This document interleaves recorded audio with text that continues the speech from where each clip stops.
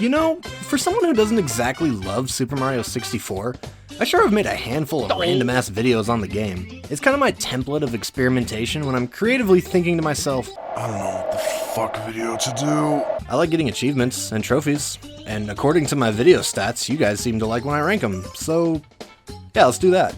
But not all games have an OCD gamer's addiction to completing a checklist of tasks, so what do I do then? BAM! Thanks to these lovely folks at retroachievements.org, you can play hundreds of classic games with community-created achievements tacked on to satisfy that completionist itch. This is possible when you download one of their legitimately purchase one of their commercially available gaming emus. Then all I do is insert my totally legitimate copy of Super Mario 64 into my emu, and it reports back my achievement progress to retroachievements.org. Playing Super Mario 64 in this manner yields a fine list of achievements to unlock, similar to releases on modern Xbox and PlayStation systems. And now that I've got them all, it's time to rank how painful each individual achieve was. First, let's lay out the ground rules. Painful means how much effort it took to unlock the achieve. I consider all factors, such as how difficult, time-consuming, or obscure achieve was to figure out. Second, this is clearly based on my personal opinion and my experience getting all of these achieves. If you feel differently about the order, please tell me your thoughts in the comments down below. Finally, retro achievement lists aren't set in stone like Xbox achievements or PlayStation trophies. Sometimes achieves get removed and added to different bonus sets for people who want to go the extra mile. I am not one of those people, so I'm only concerned with the base set, which at the time of me playing and making this video is 114 achieves. This is going to be a long ass video, isn't it? I can already tell by how long this write-up has become. Alright, well let's start with the simplest one here called You're a Star, which is accomplished when you, the viewer, click the subscribe button to my channel. It helps me a lot. I appreciate you for doing it, and I promise, it's as painless as can be.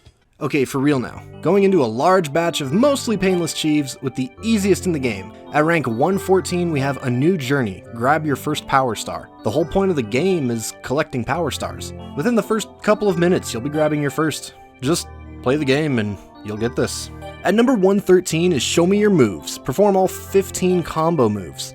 The moves in question are double jump, triple jump, long jump, backflip, side flip, wall jump, ground pound, dive, crawling, punch, double punch, punch kick combo, jump kick, sweep kick, and slide kick. Honestly, you'll probably check off most of this list by accident while just naturally learning the controls and playing the game. Even if you have to come back and clean this up, you can perform all 15 moves in a minute's worth of effort. Because let's be honest, you never did the sweep kick or slide kick. They're about as useful as substituting a wine glass for a colander. Oh no.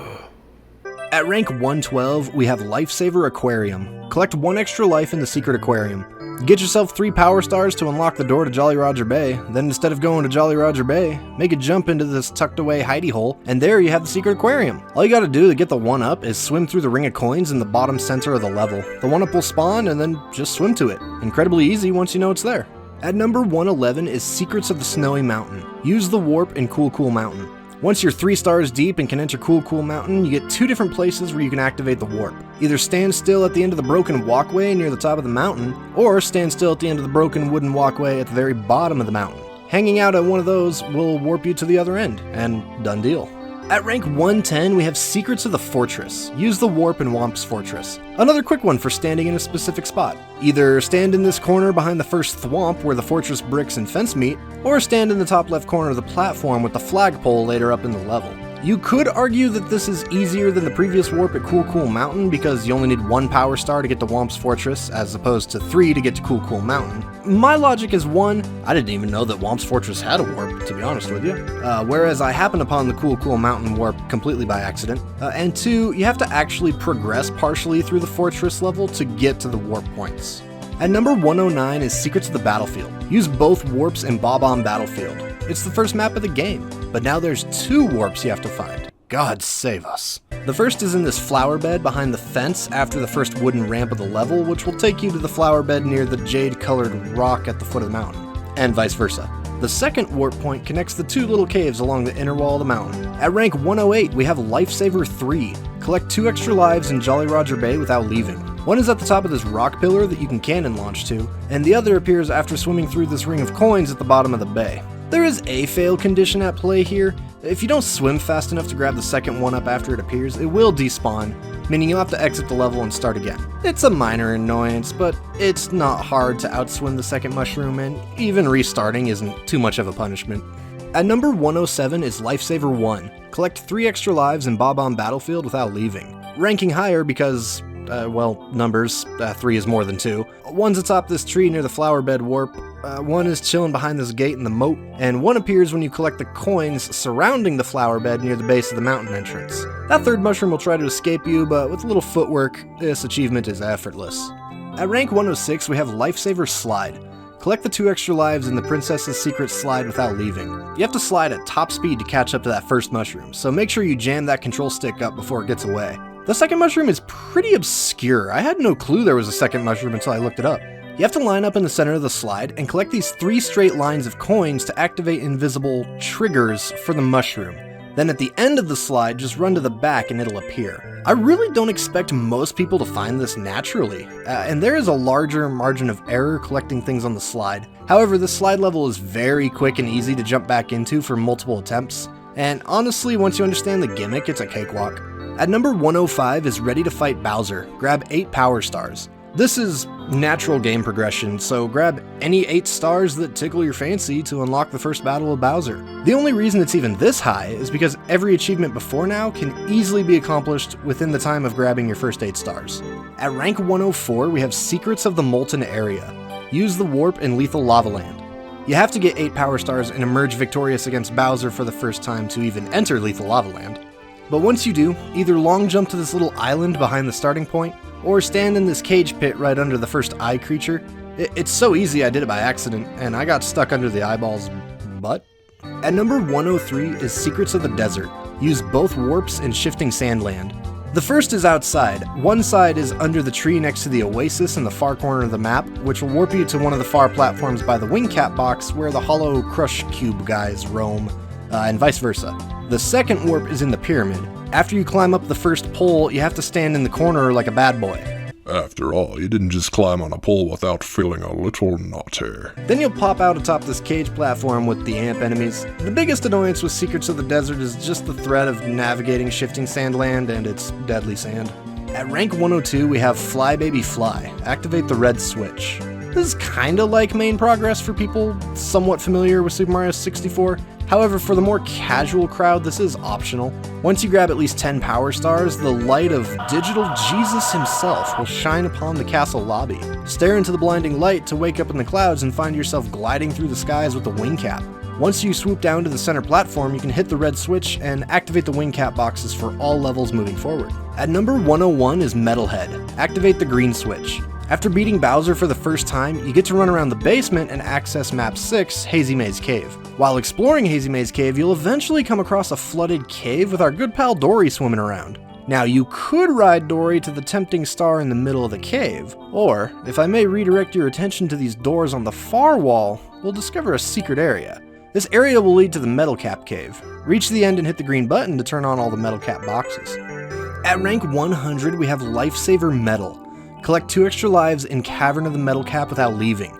We're really following most of the same process as the previous achieve, except now instead of gunning it to the end of the cave for the switch, it's time to utilize the metal cap it gifted to us at the start and snag the one up in the box near the waterfall. Don't dick around though, because if that metal cap wears off, that water current will carry you all the way outside of Peach's castle, and that is an annoying run back to the Metal Cap Cave.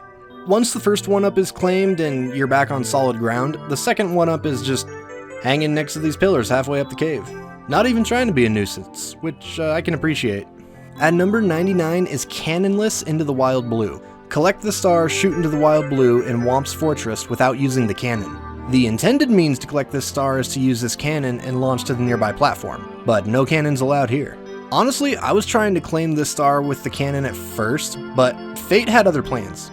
I don't know if I'm a dumbass or cursed, but I could not line up a safe shot with the cannon. I magically threaded the fucking needle of safe objects to hit, and I shot into the Wild Blue alright.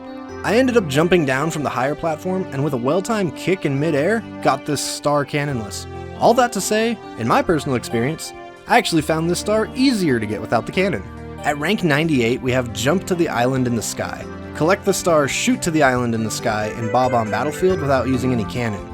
very similar to the last achieve, except now we're going to wait until we have the wing cap unlocked everywhere and utilize that. With a wing cap in hand and leveraging the mountain as a resource for altitude, we can do a simple flight to the island completely cannonless. At number 97 is Ready to Rematch Bowser. Grab 30 power stars. The next level of main game progression. Get any 30 stars you want and you'll unlock the second encounter with Bowser. 30 stars is the most time-consuming achieve mentioned so far, but since it is intended gameplay, it's inevitable to unlock this. At rank 96 we have Half Empty or Half Full. Access Wet Dry World when the water is empty, in the middle, and at full capacity. After getting 30 stars and beating Bowser a second time, Wet Dry World is on the table to explore. The water height of Wet Dry World will actually vary depending on how high you jump into the entrance portal. With a little stubby hop, the water will be drained. A regular jump will get you halfway, and then lunging in with a beefy double jump will get you a fully flooded world. Pretty simple stuff. Enter the level 3 different times at 3 different jump heights. At number 95 is Secret of the Giant Snowman. Use the warp in Snowman's Land. There's a tree in the far corner of the map to stand under that'll warp you to the underside of a tree near the freezy water with the spinny dudes, and vice versa. Insanely easy, just need to progress far enough in the game to access Snowman's Land. At rank 94 we have Secret of the Water Town. Use the warp in Wet Dry World. If you popped in at the shallowest water level, you simply walk over to this bottom corner of stacked blocks to use the warp. Or if you loaded in at full water flood, stand on the corner of the cannon platform and warp down below. At number 93 is Secret of the Rocky Mountain. Use the warp in Tall Mountain. Either take a couple risky jumps and stand still on the small mushroom platform, or scale a good portion of the mountain and hang tight in this tucked away corner. Nothing will ever be difficult with these secret discovery achieves, but this one at least has some danger associated with it. At rank 92 we have Secret of the Island. Use the warp in Tiny Huge Island. Another easy but somewhat risky warp to get to. It's best to enter Tiny Huge Island via the left portal so that the map is tiny, then head across the water, activate the timed block switch and sprint to the lone floating island. If you stand still in the corner, you'll warp up to one of the pipes higher up on the island. At number 91 is Cool Bully.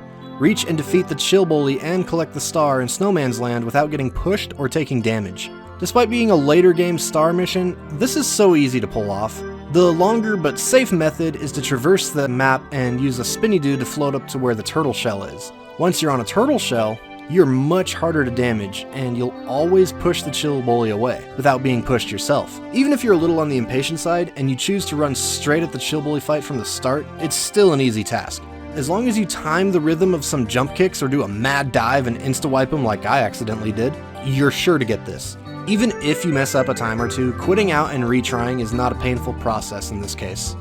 At rank 90 we have Red Challenge around the Giant Snowman. Collect the 8 red coins and the star in Snowman's Land without taking damage. A lot of red coin damage list challenges have the potential to be a headache, and this sure as hell isn't one of them. Similar to the Cool Bully previously mentioned, if you hop on the turtle shell and stay on it, you're practically invincible. All of the red coins are in a linear path accessible with the turtle shell, and the star isn't exactly a far romp either, so it's difficult to mess this up. At number 89 is Chuckya, Chuchno. Escape the grasp of King Bob-omb or a Chuckya by pressing the A button or pushing the analog stick 11 times before they throw Mario. TLDR, get grabbed by an enemy and mash buttons fast enough to escape. King Bob-omb is the very first mission of the entire game, so there is a chance that some players get this early on. This one actually annoyed me a fair bit. I'm not exactly a pro at button mashing, and button mashing is one of my least favorite mechanics ever in video games. 11 times doesn't sound like a lot, but Big Bob-omb and Chuckya can toss you pretty quickly after grappling you. I found an opportunity and took advantage of the Chuckya near the top of Wet Dry World. He was facing a ledge, turned to grab me, then while holding me, kinda panicked, like, oh shit, I grabbed an Italian. What do I do with it? Which gave me ample time to mash out of it. I personally wanted to put this quite a bit higher because again, I hate button mashing, but after looking at it through rational hindsight, the punishment for failure is really not there. In optimal scenarios, you're only chucked a couple feet away and can immediately run back to the enemy to retry. In worst case scenarios, you have to climb a portion of a vertical map again, or you're chucked off the map and die. The last one is your fault if you choose to attempt this in a more treacherous location. At rank 88, we have Handbreaker. Reach and defeat IROC in shifting sandland without taking damage. In contrast to the Chuckya achieve in the last spot, I initially wanted to put this Handbreaker one way lower, near the very bottom of this pain list, and only after thinking on it in hindsight did I decide to place it a little higher. The thing is, I unlocked this achievement accidentally without even trying for it. By that logic, how can I consider it to have any amount of difficulty or pain? Flying around the 4 pillars to unlock the pyramid top is very safe, there's practically no obstacles. Then the actual fight with IROC is easy because he has a super easy to learn attack pattern. I will say I felt like I was in the zone while fighting him that day, like I was just in super gamer mode. For a newer gamer, I could understand if this took a few attempts to crack, and the punishment for failure is slightly more taxing for this chief, since taking any damage will require you to quit out and retry the IROC mission from the start. At number 87 is Hot Bully. Reach and defeat both big bullies in Lethal Lava Land without getting pushed or taking damage. On my first attempt at Hot Bully, I was prepared to place this chief several places higher on this list. Navigating Lethal Lava Land was painful enough with all the random fireballs and platforms dipping below the lava sea. Now add all the different bully enemies you cross along the way and 2 encounters with giant bullies?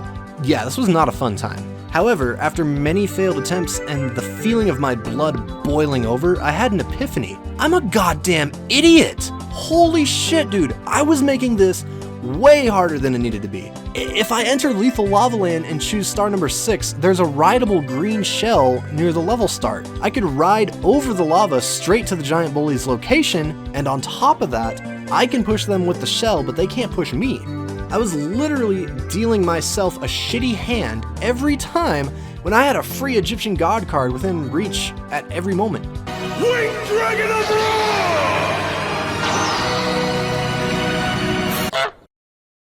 Once I overcame my stupiditis, this became a breeze. At rank 86 we have Whomp Crusher. Reach and defeat King Whomp in Whomp's fortress without taking damage. Another early game no damage run, so it's not destined to be that high on the list. Whomp's fortress does have some dangerous moments while climbing the map. There are multiple precarious spots where you could easily fall and take fall damage, or wander dangerously close to a piranha plant. However, you could easily bypass these risks by using the cannon to blow past most of the level's obstacles. With how predictable the King Whomp's attacks are, the fight doesn't leave much challenge in its wake either. At number 85 is Amazing Jumps to the Exit. Collect the star Amazing Emergency Exit in Hazy Maze Cave without touching the toxic gas. I didn't even know this was possible before attempting to get this achieved, but I wish I knew earlier, because fuck the toxic maze. This is as simple as entering the main cavern room with the boulders and the bottomless pit, and lining up a double jump into a wall jump just to the left of this first lantern. If you get the angle right, you'll get the height needed to get on this platform and long jump over to a second platform where the star resides. This may sound a little complicated, and the awkward camera angle you have to deal with is what puts it up this high, but after taking a couple jabs at this with no mess-ups, it still felt like a pretty effortless win. At rank 84, we have Long Walk into the Mountain. Climb to the top of the mountain in Bob-omb Battlefield without pressing A or using a warp. I give praise to this chief for being the first one to actually make me stop and think things out. Everything seemed normal until I got to the wooden bridge after the chain chomp and couldn't jump up to the ledge to continue. But then I remembered that it's a seesaw bridge, and I could stand on one side to tilt it and mad dash across while it was elevated in my favor. Then partway up the mountain I found a gap that surely would need a jump, until I remembered that I could press B to dive, and B again to do a dive flip out of it, giving me just enough clearance for the gap. All in all, very easy. I feel like I'm saying that a lot, but we're still in the mostly painless layer of this video. Although I do want to give credit for this achieve since it required at least an ounce of cognitive thought. At number 83 is Wall Kicks Will Work, but Flying too.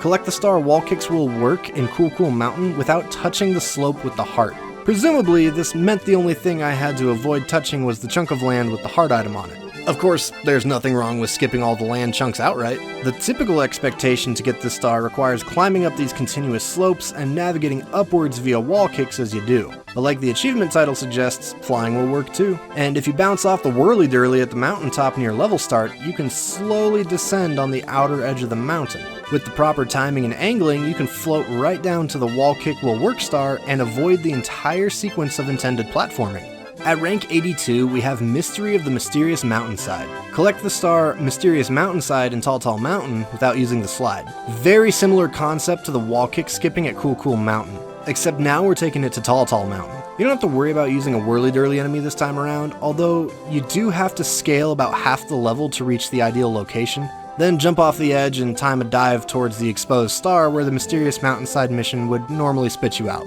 At number 81 is Red Challenge in the Desert. Collect the 8 red coins and the star in shifting sandland without taking damage. So I had an identical experience with this achieve as I did Handbreaker for beating iRock without taking damage.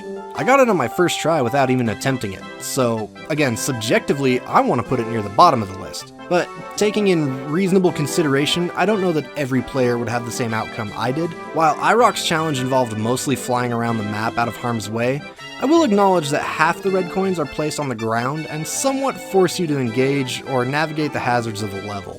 It's still pretty damn easy, but there are actually hazards to consider at least. At rank 80, we have Jump Onto the Caged Island. Collect the star Fall Onto the Caged Island in Whomp's Fortress without using the owl. Ordinarily, this is a pretty boring mission. You wake up an owl in a tree near the level start, grab on, and drop onto the star. When I noticed the owl was removed from the equation, I honestly got nervous. I'm not exactly a speedrunner for this game, or even a skilled Mario 64 player by any means, so I was dreading the possibility of having to do some triple jump, reverse wall jump nonsense to score this, and while you can do that if you want to, I settled for the cannon. Now I can picture an alternate universe where it took me multiple attempts to get the cannon angle just right, and I launched off the map to my death over and over and ranked this higher, but I must have gotten this on the same day as Handbreaker when I was just in the zone, because I landed right on the cage star on my first cannon launch. Even if you don't get the same cannon luck, I can't ignore that the cannon is a totally viable way to achieve this without too much pain.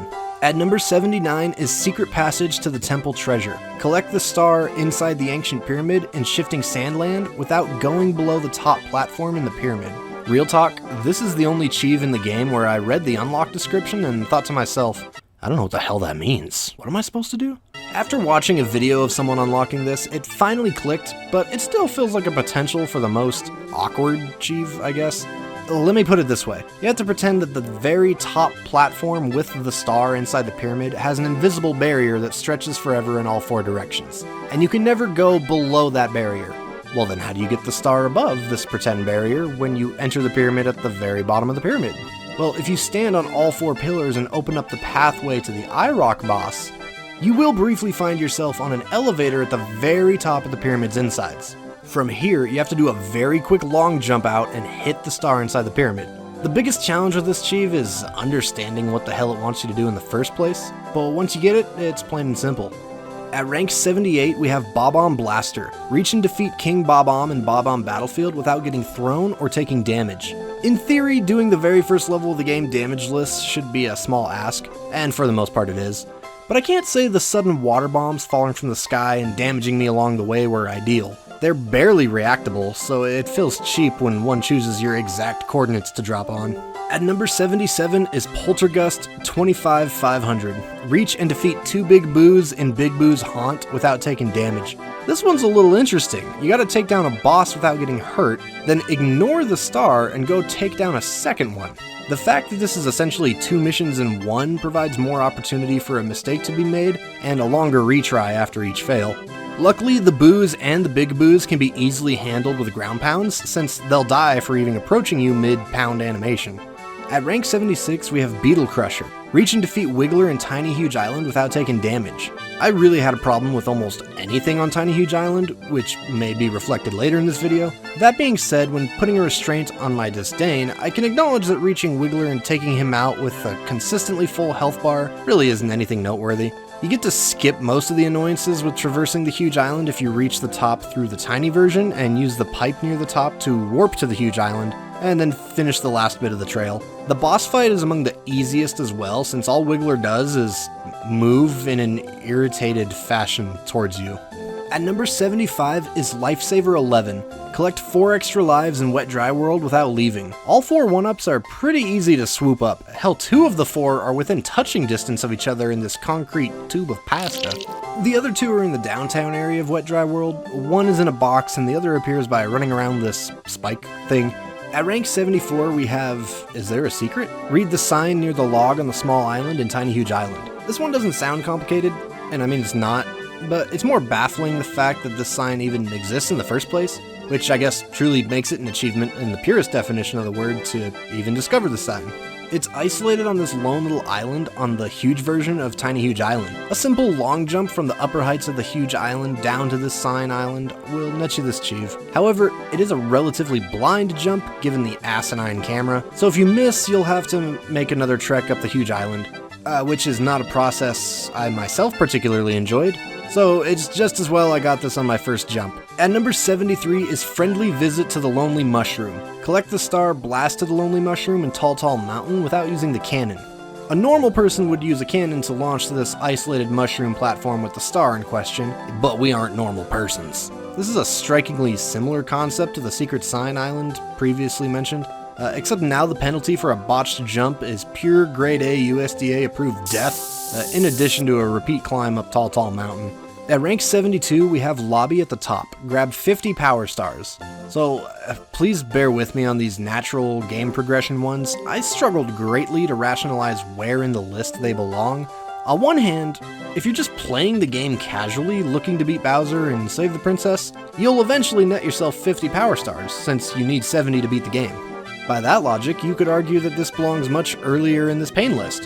However, I look at all the Chieves before now and think to myself, okay, if I had to go unlock them again, how bad of a process would that be?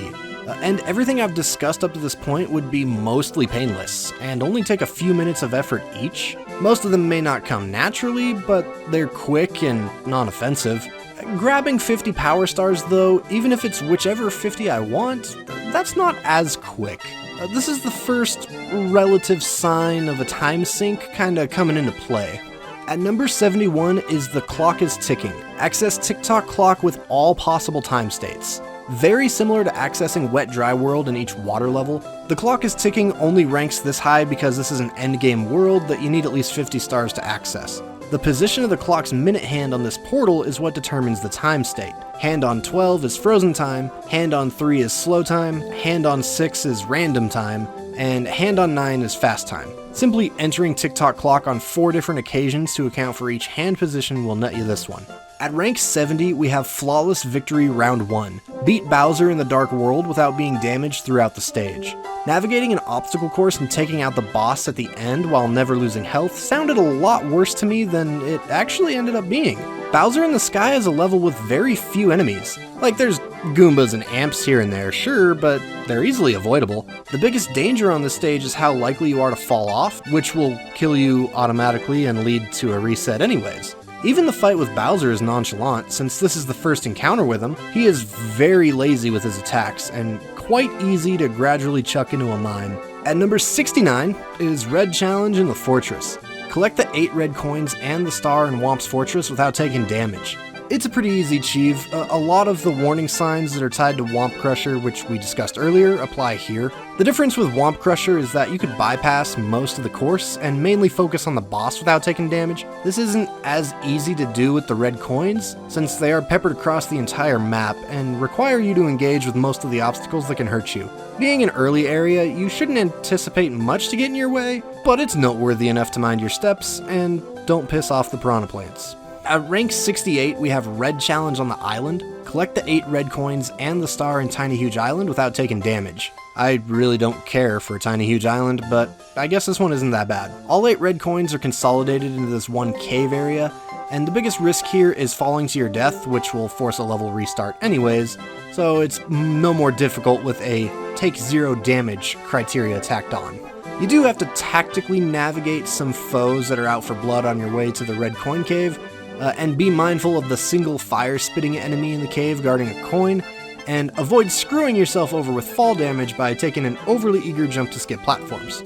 If you pay attention to all those things I just mentioned, you'll be fine. At number 67 is Pole Jumping for a Vanished Star. Collect the star, board Bowser's sub in Dire Docks after the submarine has moved away. So, there's actually a lot to unpack here, and if you haven't played Mario 64, you may not understand why, so let me break it down. Board Bowser's sub is the only star mission in the entire game that is absolutely mandatory to beat the game. Every measurement of progress is based on your total star count, which means you can pick and choose which stars you go after to unlock new areas. However, You have to go to Dire Docks, climb the submarine and grab this star, because it's the only way to unlock Bowser in the Fire Sea, which is a mandatory level to get a key and unlock the next portion of the castle. Once you defeat Bowser in the Fire Sea, the submarine in Dire Docks disappears forever, permanently changing a section of this map. So, the chain of events to unlock this achieve are as follows. Progress in the game and get 30 stars to unlock Dire Docks. Collect the board Bowser's substar in Dire Docks normally. Defeat Bowser in the Fire Sea level, then return to Dire Docks and collect the board Bowser's substar a second time in an abnormal way. With the submarine now permanently gone, you have to utilize the moving poles on the ceiling of the level. The submarine star is floating above the water in the same position as if the sub was still there, but now you have to jump from the moving poles and hit it in midair. This can be pretty annoying for a couple reasons. Jumping across the moving poles is already tedious. You have to wait, jump, rinse and repeat until you find yourself on the pole closest to the substar. Since you've already collected the substar to get to this point, it's no longer a big, glowing, gold obvious target. Stars you've already collected turn a transparent blue color, and when this little shit is floating above water, it may as well be invisible. The camera is not an ally in this game, so you're dealing with an awkward angle while attempting your jumps to this star. Every missed shot is another swim back to shore, and another batch of tedious pole jumping. It's honestly maybe not as bad as I made it sound, and it's reasonable to say that you'll nab this star after a few jump attempts at most, but the pain that is present was worth a little backstory. At rank 66, we have Falling Like an Iron Bar. Collect the red coin star in Cavern of the Metal Cap without using a second metal cap. When you first enter the Metal Cap Cavern from Hazy Maze Cave, you'll already be in the Metal Mario state, and you cannot re-enter this metal state while getting all 8 red coins and the star in this cavern. 4 of the red coins are above water, and you can save them for last. But the other 4 are underwater around the green button, and the metal cap is a great help for grabbing these easily since the water current will drift Mario downstream.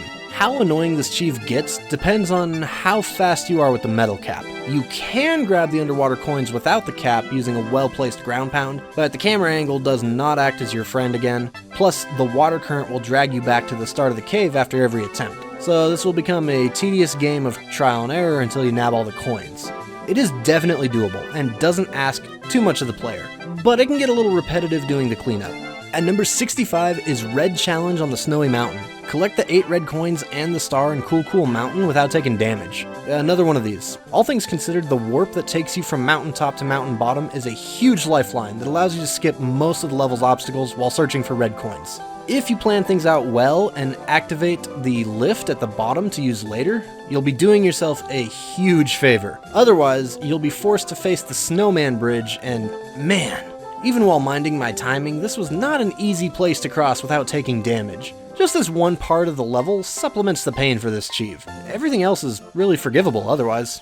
At rank 64, we have Lifesaver IX. Collect 1 extra life in Dire Docks. Hunting down a single 1-up shouldn't be too much to ask, especially since previous achieves I've listed asked to find more, but Dire Docks wanted to add some spice to this one. First, the 1-up spawns after full body deep throating this random clam. Do clams even have throats? Do clams have throats? What's in the clam bag? Well, that's a goddamn good question, University of Florida. I gotta say I'm pretty curious myself. Hairy cucumber? Mexican thione? I think we're in a rabbit hole here, boys. So once the 1-up appears, you gotta swim chase it before it disappears. This same ask wasn't so bad in Jolly Roger Bay when nothing was around to interfere, but Dire Docks has a whirlpool nearby that constantly sucks you in and messes with your ideal path of travel. On top of that, if the cheeky 1-up decides to bead in that direction, you'll find yourself desperately paddling for your life to avoid being sucked in. All in all, it's still only asking you to collect a single item, so this isn't exactly the difficulty spike of the year, but I get the feeling Dire Docks wanted to throw a little dash of trolling here. At number 63 is Lifesaver Rainbow. Collect 4 extra lives in Wing Mario Over the Rainbow without leaving. Wing Mario Over the Rainbow is innately an annoying level because you're flying around in open skies with wing caps, and when you fall off the stage, you get puked out in front of Peach's castle, which is actually a fate worse than death, because at least when you die, you pop out at the level entrance and don't have to navigate the entire castle all over again.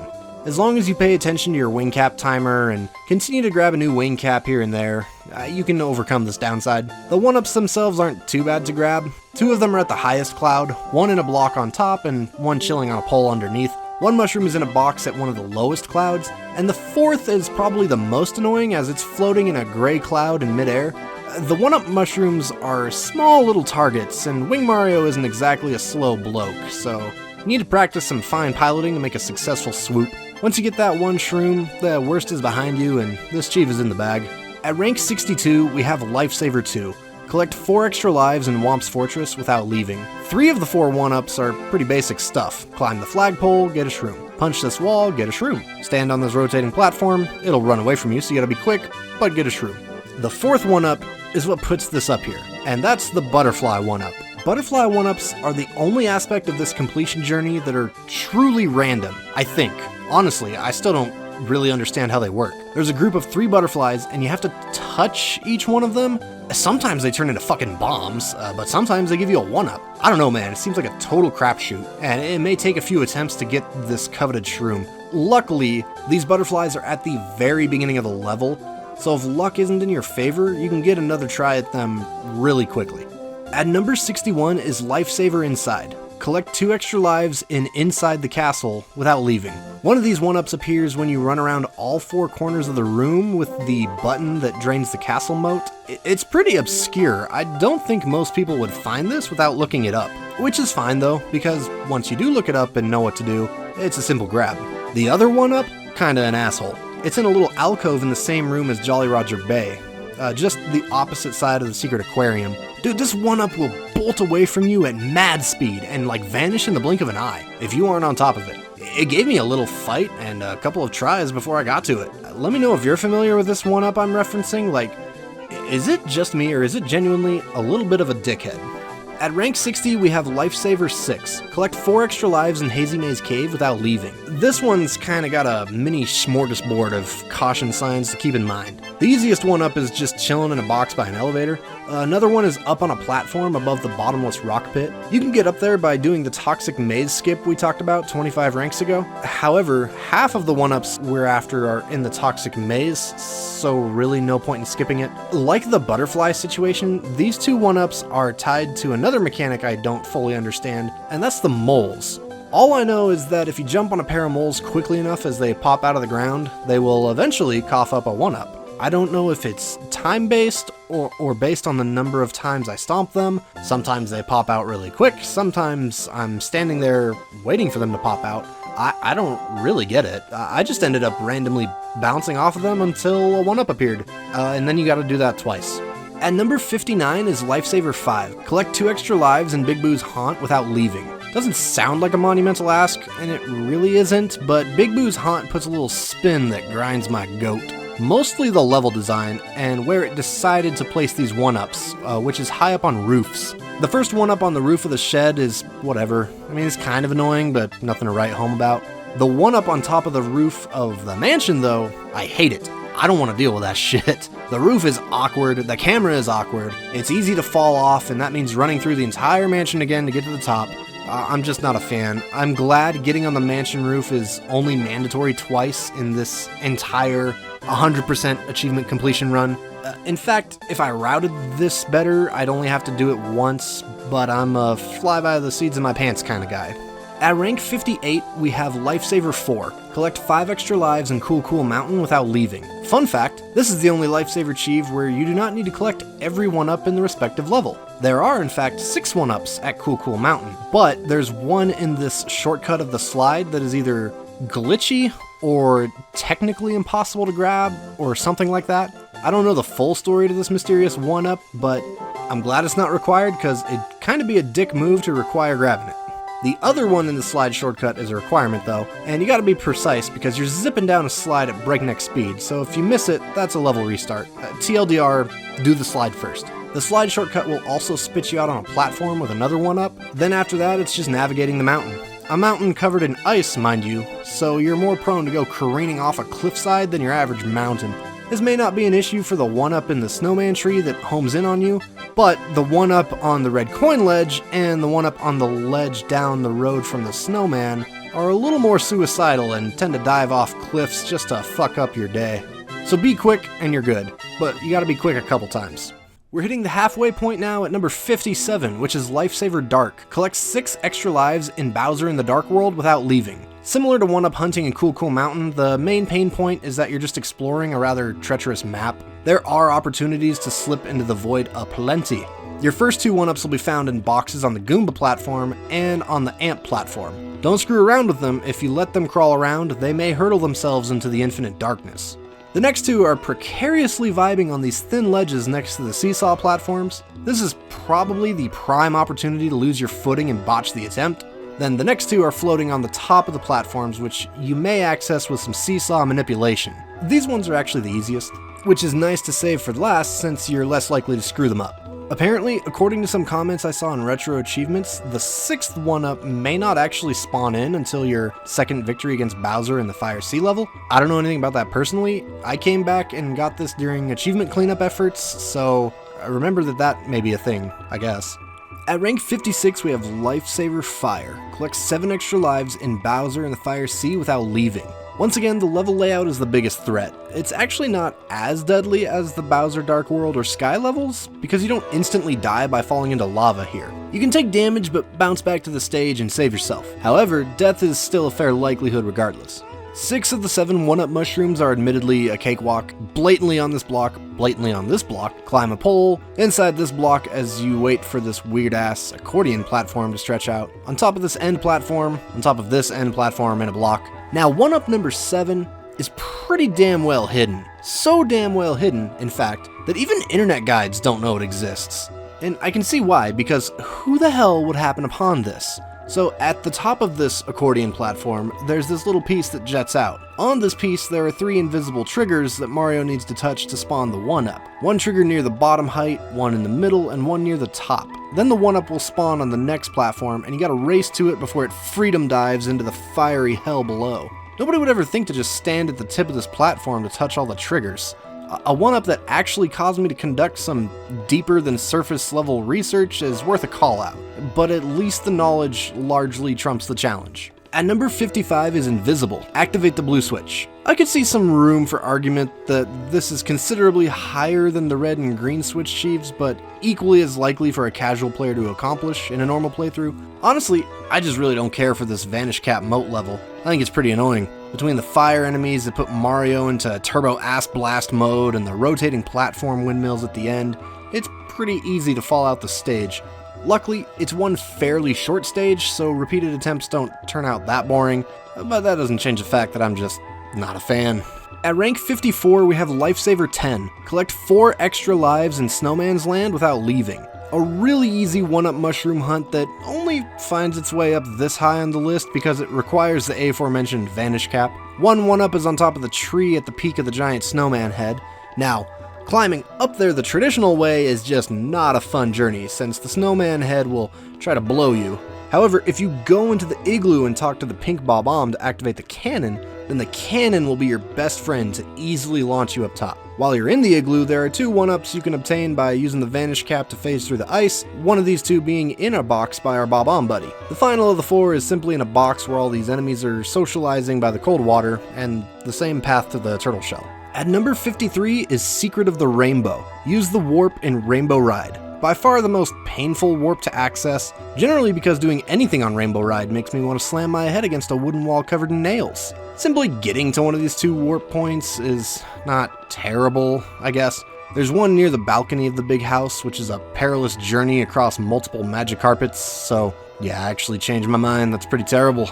The other end of the warp is on top of the labyrinth. Getting to the labyrinth does not require carpet rides, which, thank Christ. Getting on top of the labyrinth is pretty unorthodox. You gotta climb to the top of the inside, do a long jump along this ledge, hit the corner for a wall jump, and finesse the control stick to get Mario over the ceiling. As weird as this jump setup sounds, and we'll get back to this in a lot worse ways later in this list, it is the less painful way to access the warp of an otherwise pretty painful stage.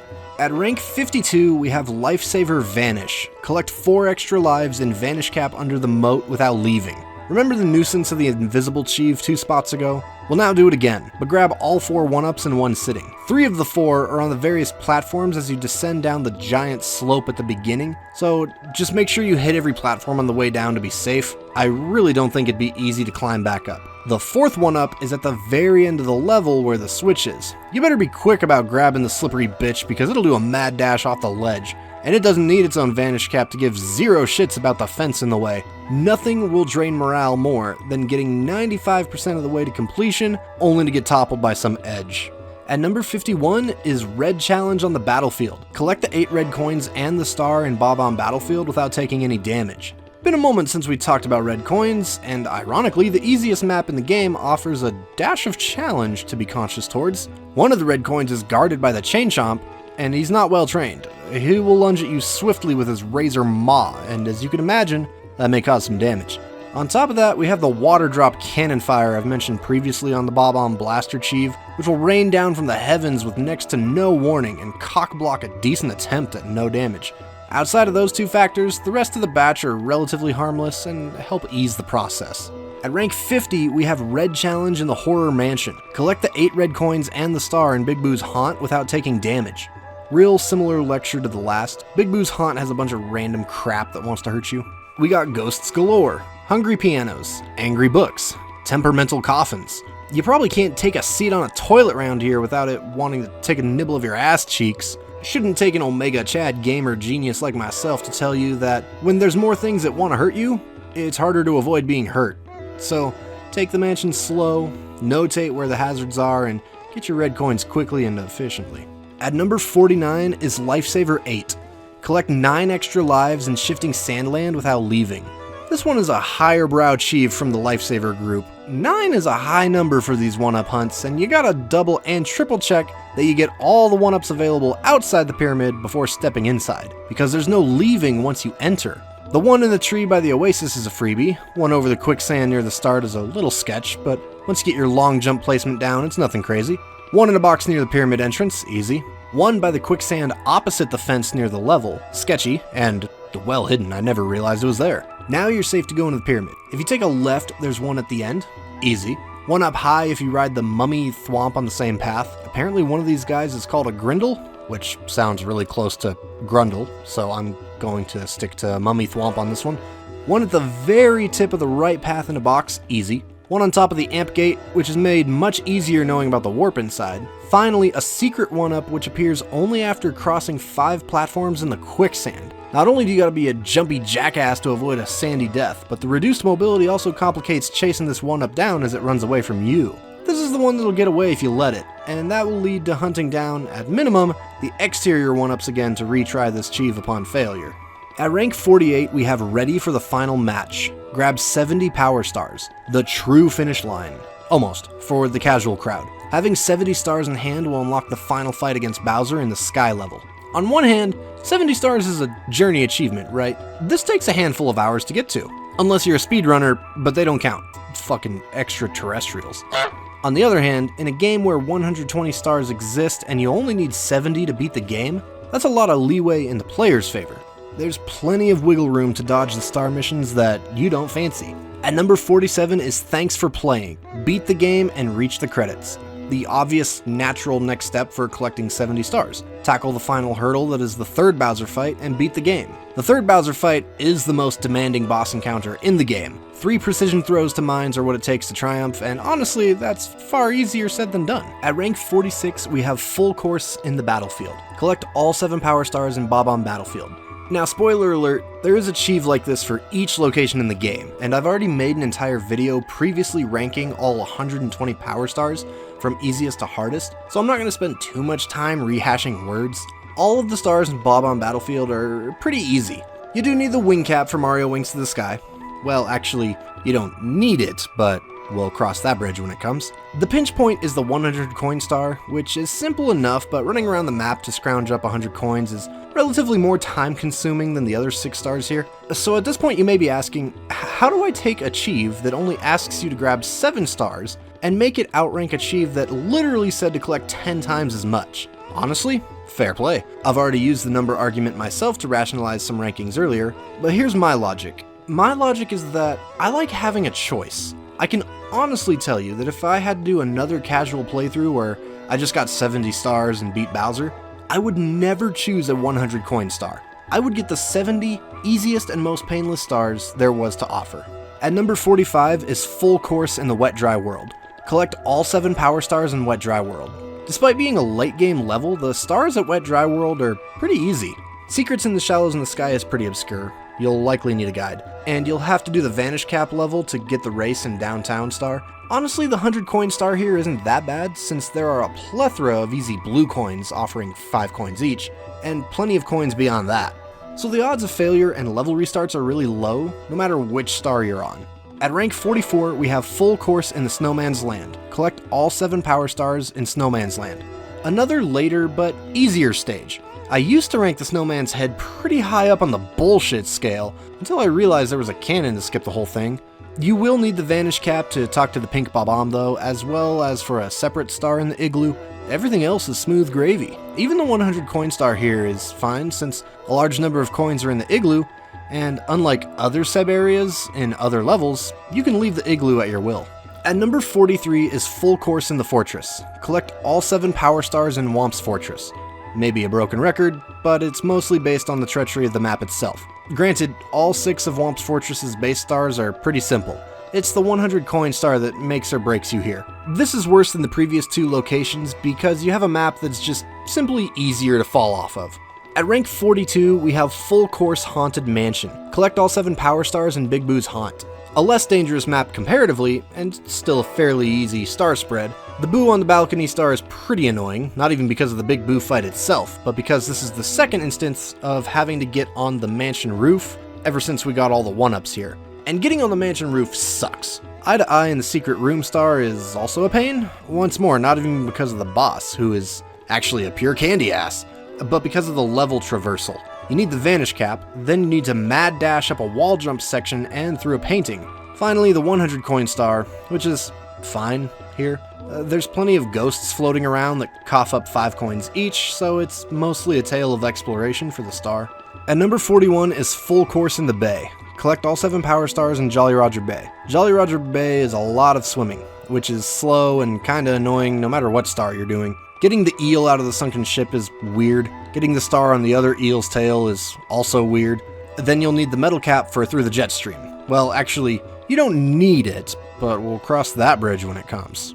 And now say it with me again, class.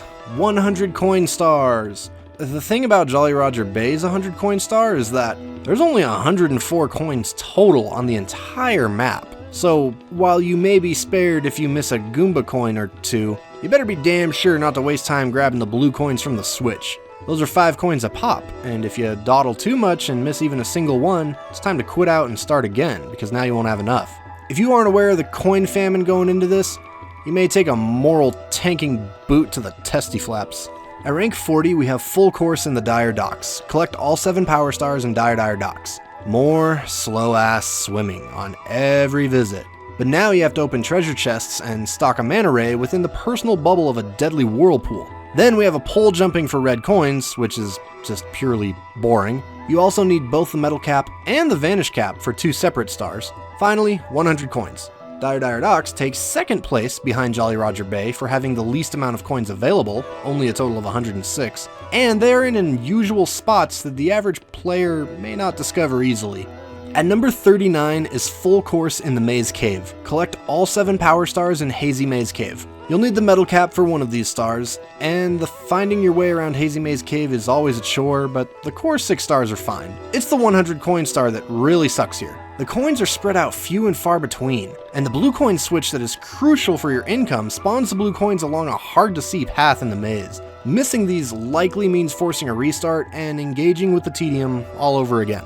At rank 38, we have Full Course in the Lava Land. Collect all 7 power stars in Lethal Lava Land. Fun fact, when you spill a bunch of lava all over the place, it tends to make shit pretty dangerous. All of the stars require moderate caution, except for the red coins on the sliding puzzle, which is shockingly the easiest red coin star in the game. Everything else has some level of risk, like doing a Wipeout-esque barrel run over lava, or climbing up an obstacle-ridden volcano's innards. The 100 coin star capitalizes on this danger the most since you're exploring the entire map for a prolonged amount of time. The most annoying part is that you have to enter the volcano sub-area to get enough coins, but you better be damn sure you have a healthy amount already before jumping in, because you can't leave the volcano. If you go in there coin collecting but come up short, get ready to start from scratch all over again. At number 37 is Full Course in the Cool Mountain. Collect all 7 power stars in Cool Mountain. Like I've said previously, the biggest threat is the inherent danger of traversing a slippery, high-altitude terrain. The 2 slide stars and Lost Penguin star are easy enough. The red coins and wall kicks are a fair but brief pair of challenges. The Snowman lost its head is pretty bullshit. I really hate this star level. It doesn't make any sense to me. And while the 100 coins can be a tedious task for how easy it is to fall, you do get a huge amount of your needed coins on the slide, which can be handled within a minute of entering Cool Mountain. However, fair warning, do not get your 100th coin while on the slide, because it'll appear right where you're at in that very moment. If you don't do an instantaneous jump and you end up missing the star, be prepared to do the coin hunt all over again, because exiting the slide will despawn that bitch. All in all, this map offers a fair spread of challenge across its stars. At rank 36, we have Full Course in the Desert Land. Collect all 7 power stars in Shifting Sandland. I feel like I'll just be repeating my thoughts for the Lethal Lava Land stars here. All of them are seasoned with some challenge because the map is dangerous by default. Just substitute lava with suffocating sand. Climbing the outside of the pyramid is a bitch if you don't have the wing cap to outright skip to the star. Climbing the inside of the pyramid is a fair gauntlet to run. There's also an obscure puzzle in the pyramid that'll likely warrant some Google research to understand.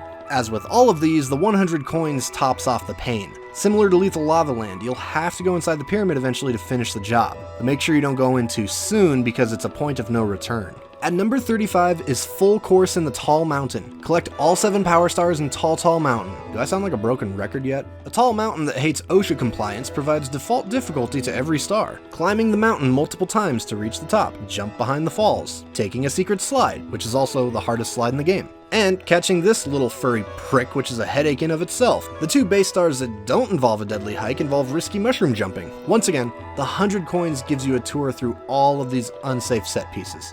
At rank 34, we have Full Course in the Tiny Huge Island. Collect all 7 power stars in Tiny Huge Island. You know what I hate? Tiny Huge Island. There's going to be a lot of personal burn coming through on this one because this area just gave me trouble. Climbing the mountain on the huge half is my least favorite mountain expedition out of all the locations in the game. There's bullshit wind at treacherous ledges aplenty, insta-kill mega salmon, and an obscure find the secrets type of star. I will give credit where credit is due. The 100 coin star isn't as bad as it could be since Tiny Huge Island has the largest amount of coins available. That gives enough breathing room to miss some and avoid doing the red coin star a second time if you really want to. At number 33 is Cannoneer. Activate all 11 cannons in the courses. If you think about it, finding the pink Bob-omb to unlock a cannon in a level can feel a lot like doing a star mission in of itself. So think of this as achieving 11 different stars across 11 different levels. Early game levels like Bob-omb Battlefield and Whomp's Fortress are no-brainers. The pink Bob-omb is literally standing out in the open within arm's reach of the cannon.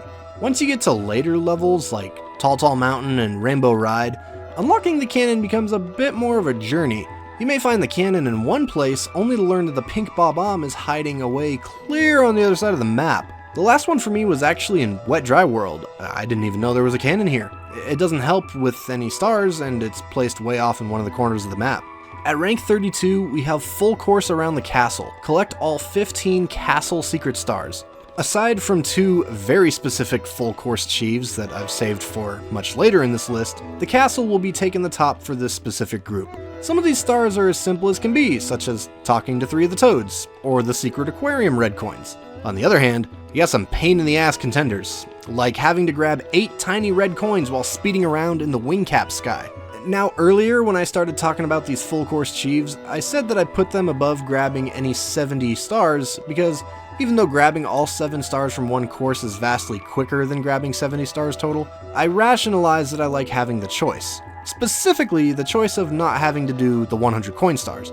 There's no choice if you want all 15 castle stars though, because you have to get 70 stars to unlock the Bowser in the Sky course, and grabbing the 8 red coin star in the Sky course counts as one of these 15 for this achievement. So this one will have its easy moments, it'll have its hard moments, and it will last over the course of the entire main game.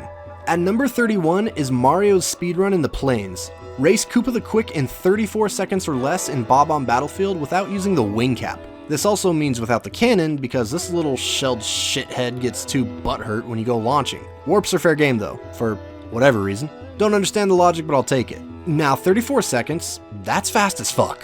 Like, if you try to run the course in a normal fashion, you'll be miles away from the target time. You'll have to dust off some light speedrunner tactics to stand a moderate chance. When I first attempted this, I tried this whole triple jump dive maneuver to skip most of the pathway up the mountain's base, and while I pulled the stunt off a few times, it was common for me to botch my run later on, and yeah, nothing pisses on my goat like getting the hard part over with only to fuck up afterwards. So I tried strategy number 2, which involved a series of boot jumps up this gray slope to skip a portion of the level. Much easier and reasonable to pull off on repeated attempts. And that's appreciated considering 34 seconds is still a tight timer, level exploits aside. Make sure you're pinching every second for what it's worth to make it. At rank 30, we have Secret Way Around the Haunted Books. Collect the star Secret of the Haunted Books in Big Boo's Haunt without solving the puzzle. Normally for this star, you enter a room, dodge some angry books, and solve a puzzle by pushing in these 3 protruding books in a specific order. However, the star is physically located out on a balcony that can be seen from a second balcony on the other side of the room, accessed from a door separate from the book puzzle. You gotta do some fancy schmancy jumping to cross the room. Easier said than done, because this gave me a hell of a time for a little bit. I tried double jumps, wall jumps, other kind of jumps, all to no avail, and several more climbs up to the balcony. Eventually, I discovered the holy magic that is a side flip dive, and that worked on my first try. Was that always the solution? Was I making it harder on myself? Fuck, I don't know. But it took a lot of painful trial and error for me to find that sweet middle ground. At number 29 is Hot Shell Ride for golden coins. Collect 90 coins while riding a Koopa shell in Lethal Lava Land. If you load up star number 6 at Lethal Lava, there will be a box at the end of the first walkway that spits out a green shell for your riding pleasure. Now you gotta explore the Lava Sea and grab 90 coins without losing the shell, which will happen if you take damage or smack into a solid object. Luckily, this is a very flat area with plenty of wiggle room to zip around in, but there's still plenty to be mindful of. All of the coins are on the stage's various platforms, and some of these platforms have fireballs bouncing around hoping to ruin your day. This was a decent ass challenge, and I managed to get it on my first attempt. I'm not going to let that drop the ranks though. I may have been in hyper focus mode, but I was still violently fiddling with my anxiety riddled balls. At rank 28, we have Flawless Victory Round 2. Beat Bowser in the Fire Sea without being damaged throughout the entire stage. The fight with Bowser? Not too bad. Yeah, he's a little more active than the previous fight in the Dark World, but his moves are still easy to dodge. The biggest harm may be when he tilts the entire stage, but as long as you're on top of your running and jumping game, the fear of sliding into the lava is no problem. No, the difficulty is actually the level leading up to the boss fight. There's freaking lava and fire moving every which way all over the place. It can be hell. Like literally fiery hell. Look, there's Satan. He's a Goomba. I failed a good few times just trying to get to the fight. While the lava makes it harder to die than the Dark World or Sky levels, definitely makes it easier to take damage. Take that shit slow and learn the lava patterns. It's your only hope. And number 27 is Mario Shoots to the Sky. Collect the star Mario Wings to the Sky in Bob-omb Battlefield without using the wing cap. You do need the wing cap for Mario Wings to the Sky. Well, actually, you don't need it, but we'll cross that bridge when it comes. Dear Lord, that bridge has in fact come, and we are crossing it into a threshold of achieves that were genuinely painful for me. Normally, you would shoot into the sky with the wing cap equipped and fly through 5 rings of coins in the sky for the star. Without the wing cap, this becomes blindly shooting into the sky, hoping you fly through the rings over and over and over. A couple of the rings are close enough to be in the game's draw distance and therefore visible, but most aren't. A well-angled shot could get you through a majority of the rings in one go, but there's guaranteed to be at least one ring straying off the beaten path and not visible to the player. This created a very tedious game of continuous cannon shooting and making the slightest adjustments until eventually, sweet mercy, I got the last ring of coins. Clever idea for achieve on paper, but absolutely not fun in practice if you're asking me. At rank 26, we have Mario's Speed Slide. Finish the princess's secret slide in 17 seconds or less. Did you get that one secret power star for beating this slide in under 21 seconds? Remember how hard that was? Now shave off 4 more seconds. There is absolutely no way for you to get a time that fast by sliding down the entire course. meaning it's time for more unconventional methods, like blindly flinging your whole ass off the side near the top and hoping you land on a later part of the track. Getting your aim down to hit that track isn't that rough, you'll get pretty consistent after a couple tries. The harder part is keeping your momentum, because you're still looking at a super strict timer even after skipping most of the track. Hitting the slide and taking the fall damage causes just enough stun to cost precious seconds. Now, the technique boils down to landing your jump right on this brief piece of slope track near the bottom to keep at least partial transfer of energy. Even with everything going according to plan, you're looking at scoring this with barely fractions of a second to spare. At number 25 is Princess's Secret Treasure. Collect all 80 coins in the Princess's Secret Slide. At first, I didn't even count 80 coins on my initial trip down, and that's because there's a blue coin switch just out of view to the left before you go onto the slide. Or is it to the right? I don't remember. As long as you don't go down too slow, there's no issues here. The bigger issue is grabbing these tiny ass fuckers while you're zipping down a slide. You'll need to practice accuracy, especially near the end where the slide curves like a snake. It takes mastering the pattern of movement to not miss these coins. You want to know how many times I reached the end with 79 out of the 80 coins? 9 times in a row. Want to see the proof?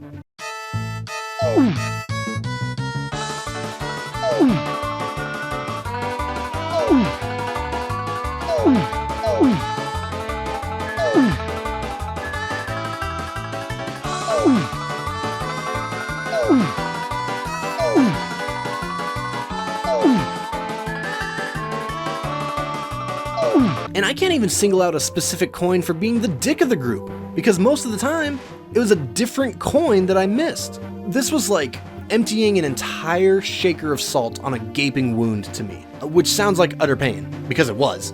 But there's a couple reasons why I don't place this any higher. First, the next entries are just more painful to me. A second, restarting the slide isn't that big of a deal. The slide itself only takes around 25 to 30 seconds a run, and the door to re-enter the Princess Slide is one of the doors in the first lobby of the castle, so it's not a long run back. Finally, I was actually able to learn from my mistakes and improve. My first attempt was like 70 coins, and then the next was like 72, and then like 76 after that, then consistently getting 79 until I eventually netted all 80. At rank 24, we have Red Challenge in the Clock. Collect the 8 red coins and the star in Tick-Tock Clock while in the fastest time state. The red coin star in Tick-Tock Clock is literally called stop time for red coins, so you desperately have to resist those devious urges and jump in while the minute hand is on 9. Go figure, the platforms you'd normally be able to climb along while being frozen in time are not frozen in time and are in fact spinning like a Mad Hatter on crack. The lowest 2 red coins you could snag with some well-placed high jump, wall jump combos. The other 6 though, I genuinely wish you good luck if you're trying to climb these rotating pricks. The more feasible method is to instead play Mario's Pachinko. And don't worry, this is marginally less painful than the Shine Sprite in Super Mario Sunshine. It's still not great though. There's a segment as you progress through Tick-Tock Clock that allows you to drop down on the red coin rotating platforms from above. So drop, try to finagle yourself into at least 1 red coin as you fall, climb partway up the course again, drop, rinse and repeat. This brings the repetitious tedium from the last few entries and introduces an element of death, since Tick-Tock Clock may be the most dangerous map in the game to try to climb. Dying means resetting your red coin count as well, so there are layers of reasons that prevent this Chief from being your friend. At number 23 is Delivery for the Ancient Pharaoh. Collect the stars shining atop the pyramid in shifting sandland while holding the small crate. Oh boy, an escort mission for a frickin' box. Since you'll be holding a box, that means you'll also be walking the most scenic, longest ass possible route through the desert. Holding the box means you're limited to 2 actions, walking and basic jumping. Well, technically 3. You can throw the box, but obviously you're a silly dingus if you do that. No taking tornadoes or wing caps to fly to the top. So what does the long way entail? Well, grab the box under this gazebo thing, preferably after showing the local Goombas the sweet embrace of succulent death. Traverse the crushing block pathways over the insta-kill quicksand. Bear in mind that if you get crushed by the roaming blocks, you'll survive, but your delivery box will not, and it doesn't come back. In fact, you need to make sure you're dead ass center in the hollow side as possible, because even the edges can clip your box when you're in a safe lineup. Next, you got a lengthy walk to the ramp leading to the pyramid entrance. The pokey towers along the way can screw your box, but they're pretty slow, so not exactly an unavoidable obstacle. The tornado may make your heart skip a beat. It'll swoop you away from your precious box and send you flying, and I guarantee you won't outrun it. However, the box will be left at the last spot you had your feet firmly planted, so slowly drift down, grab your box, and get out before the next tornado halts your plans. And now the worst part, the pyramid climb itself. The walkways along the outside get narrower, and there are enemies shooting fire on every corner. You can do yourself a favor and kill the shy guy flying around at the start of this adventure, before even picking up the small box. That'll make things a little easier, but you're still in for a doozy of a time. And every failed attempt is punishing, having to leave the level and start that scenic walk with the box all over again. I mean, it's pain personified. That just makes reaching the finish line with box in hand that much more gratifying. At rank 22, we have Swim Through the Jet Stream. Collect the star through the jet stream in Jolly Roger Bay without using the metal cap. Then you'll need the metal cap for Through the Jet Stream. Well, actually, you don't need it, but we'll cross that bridge when it comes. That bridge has come. Where you'd normally sink to the bottom of the strong current with the metal cap to get the star, for this achieve we're going to not do that. The alternate method is actually nothing too complex, you just swim at it. The difficulty comes with learning the extremely precise swimming rhythm that gives you headway through the current. It's not as simple as mashing A to blitz through it, there's a very fine sweet spot to get. You gotta swim pretty fast, but not that fast. This is nothing to your seasoned speedrunners, but for the casual crowd, getting the swim timing down takes practice. It's not that punishing, and the potential is there to get this within a minute or two if you manage to nail the swim pattern right away, but that doesn't make it any less monotonous in my book. At number 21 is Swim Through the Jet Stream 2. Collect the star through the jet stream in Dire Docks without using the metal cap. Everything I just said in the previous entry, apply it here, because it's the exact same thing, just at a different map. Or at least, it's mostly the same, but for some reason I can't quite pin down. I had vastly more trouble with this second rendition. I don't know if I just unlearned the swimming pattern, or if it's a tighter window of success on Dire Docks, or whatever the case. It seriously just felt like the zone was far slimmer here.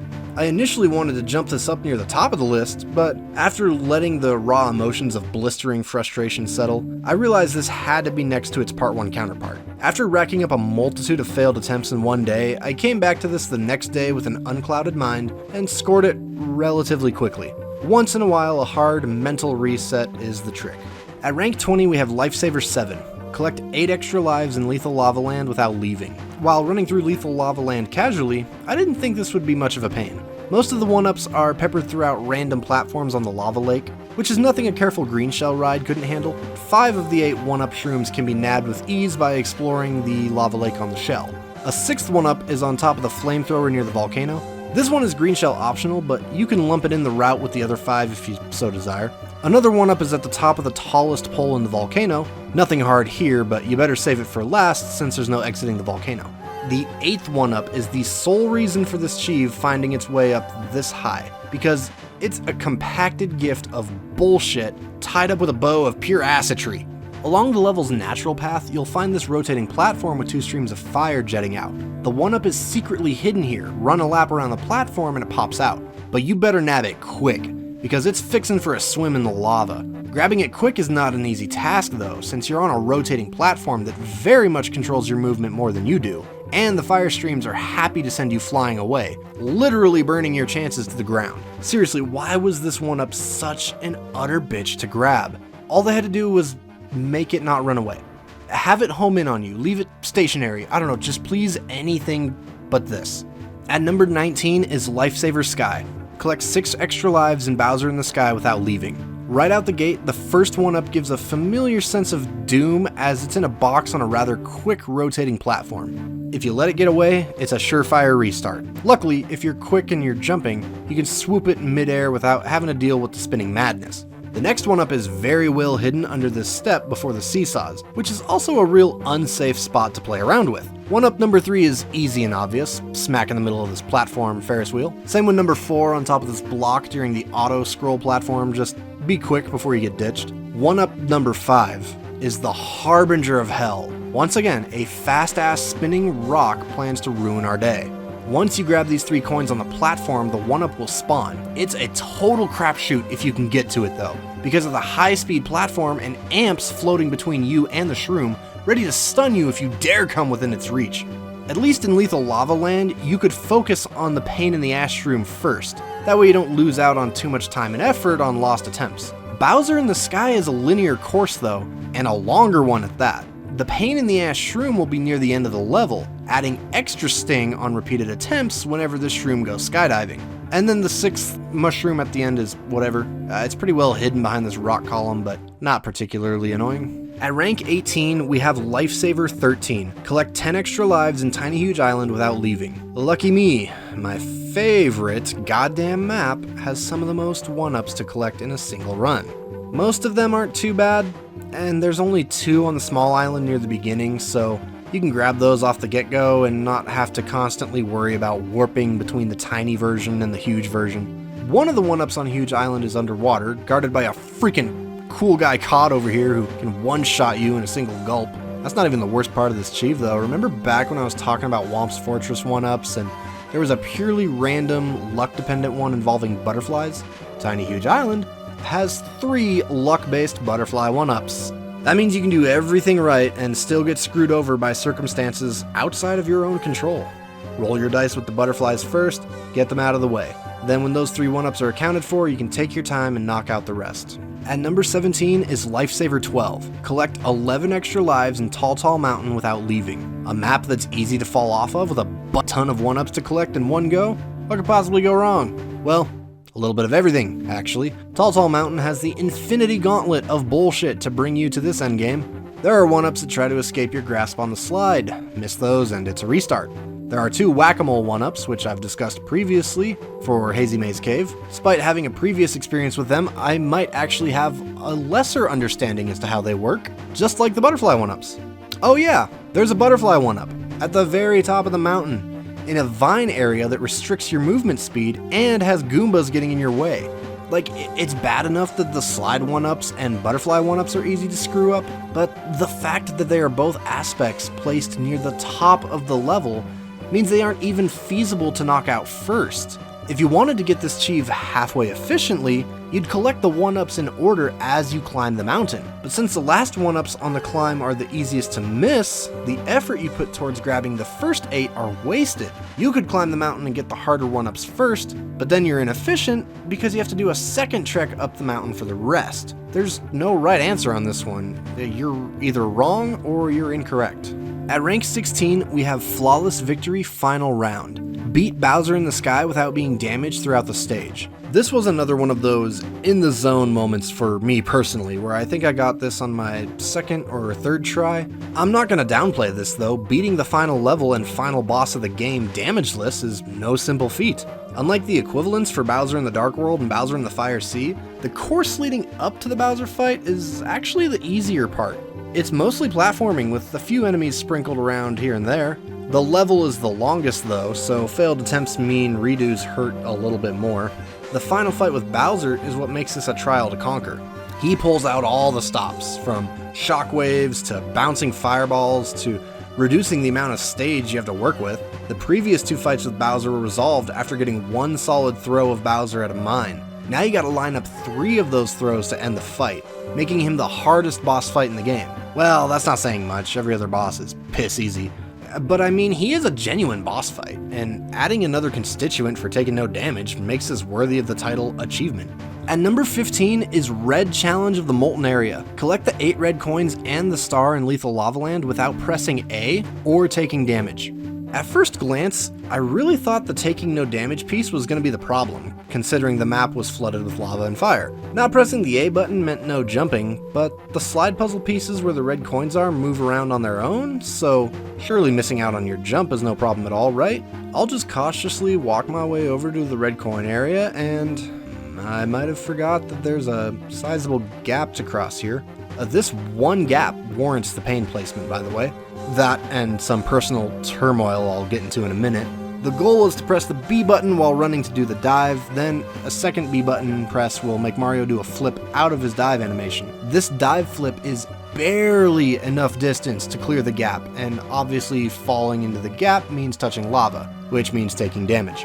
I didn't think the crux of this challenge was going to be this single gap burning me 9 out of every 10 times. The personal turmoil came in every time I cleared that gap and still blew it, like trying to dive up the next set of stairs, only to get clotheslined by a stray fireball, or pushed into the lava by the bully, or wander into the one spot where a sliding puzzle piece was absent. Worst of all though, the moment that scarred my soul was when I paused the game. I can't remember the exact reasoning. I might have wanted a snack, maybe I had to take a whiz, could have been my 3-year-old son getting into mischief, but whatever the case was, I paused, stepped away for a minute, came back to my game, and successfully got all red coins and the star. No damage taken, no jumps, no achievement? Well, that's a kick to the nuts. What the hell went wrong? If we reread the description for the task at hand, we can understand that it never said without jumping, it said without pressing A. Wanna guess how I unpaused the game? I moved the cursor over the continue option and pressed the A button. Look, I understand that by the letter of the law here, I messed up, but in spirit, I did the achieve, and that shit shouldn't have screwed me. Nevertheless, I did it again and treated that A button like it was made from lethal lava itself. At rank 14, we have Cool Shell Ride for golden coins. Collect 75 coins while riding a Koopa shell in Snowman's Land. Despite this being a moderately safer map to traverse than Lethal Lava Land, the coin collecting with a shell is far harder. Everything is more tightly compact on this map, objects, enemies, landscaping, etc. So it's much easier to accidentally smack into something and lose your shell. A lion's share of the coins you need are gathered from enemies, so it's not like you can avoid them to increase your odds of success. I don't have much else to say, I just had a really hard time not smacking into shit. It hurt extra when I spent several minutes racking up a coin count, only to blow it on the shell a few coins shy of the goal. The additional penalty from failure helps place this achieve pretty high up here.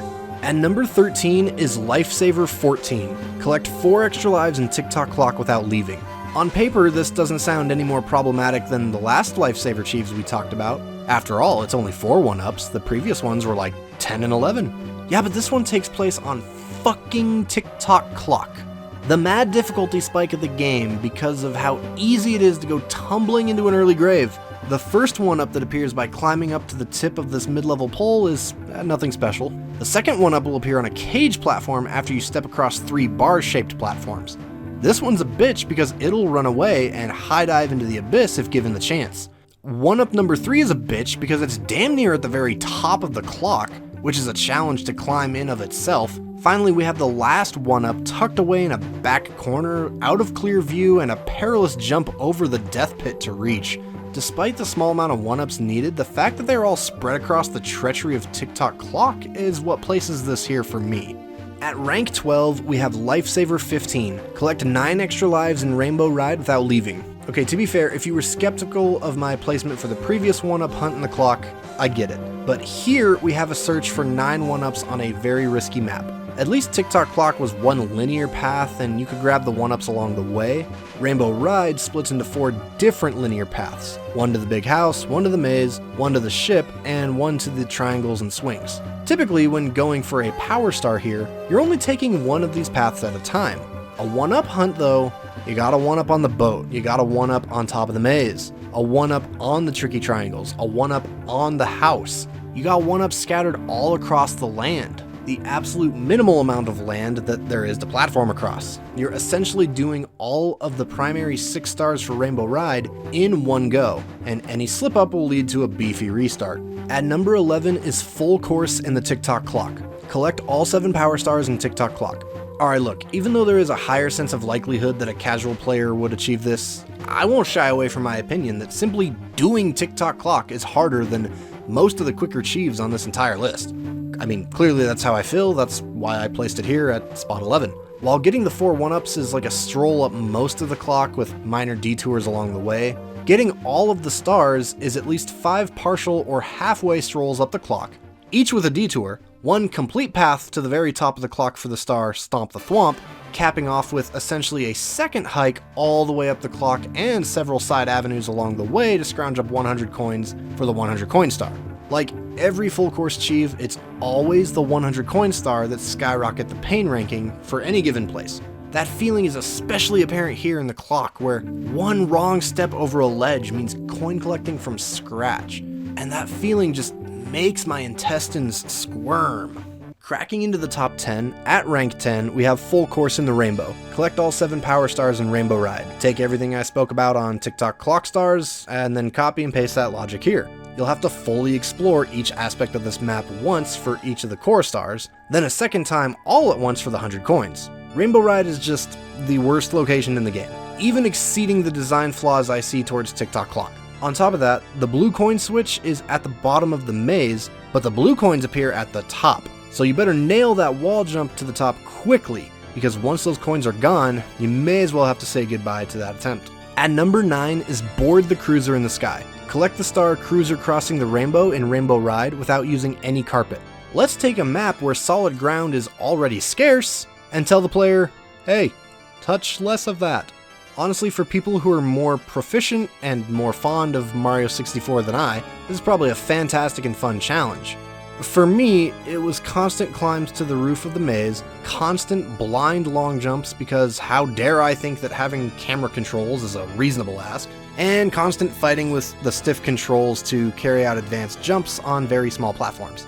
Take this same achievement and put an equivalent version in a game I can vibe with better, like Super Mario Sunshine. I said what I said, and I'd enjoy the hell out of this a lot more. Then we'd have something closer to a fair challenge instead of a bullshitty filling one. At rank 8, we have Mario's Speedrun on the Island. Race Koopa the Quick in 20 seconds or less in Tiny Huge Island without using the Koopa Shell. I didn't even know you could use the Koopa Shell in this race, and to this day I'm not even sure how you do that, honestly, so we can pretend that's not a factor here. This was actually the very last achieve I got before 100% completing the game, and for good reason.